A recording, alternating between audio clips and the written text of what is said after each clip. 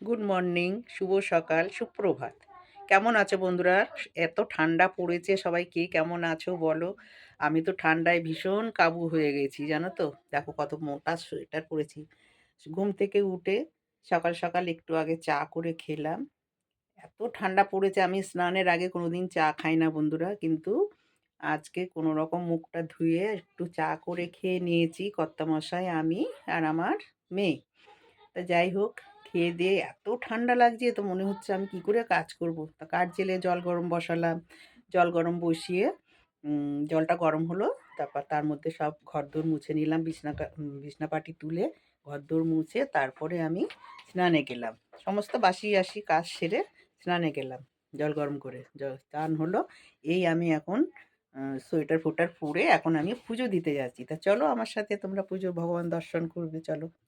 দেখো বন্ধুরা, মানে গঙ্গা জল ছিল না, কত মাসে কালকে 4 বোতল জল এনে দিয়েছে।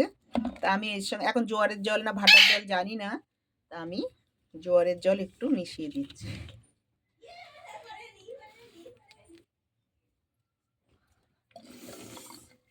সব বোতলে একটু একটু করে মিশিয়ে দেবো, কেন ঘরে ছিটাতে লাগে। এইটা ভুল মূর্তি লাগাচ্ছি, তাই হচ্ছে না। এই যে জোয়ারের জল মিশিয়ে দিলাম, এগুলো ঠাকুরের পাশেই রেখে দেব। আর এই জল থেকে এই বোতলটা একটু দিয়ে দিই।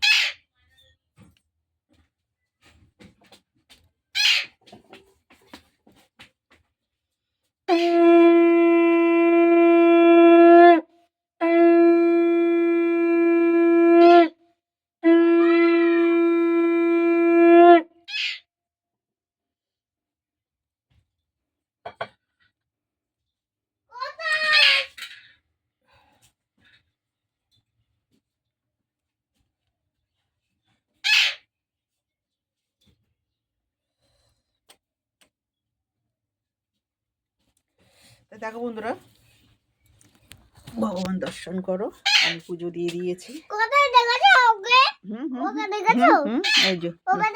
কোথায় কোথায় কাকে না আমি দেখিনি। দেখো, দেখতে পাচ্ছ কিনা আমি জানি না। দেখো, ভগবান দর্শন করো, ওনাদের মুখ চোখ সব মুছে দিয়েছি।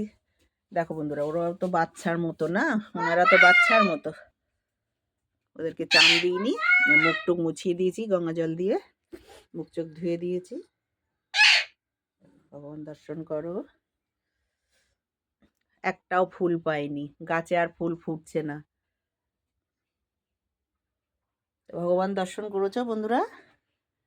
দর্শন করো, ওই দেখো, এইবার দেখতে পাচ্ছ, আমি দেখাচ্ছি।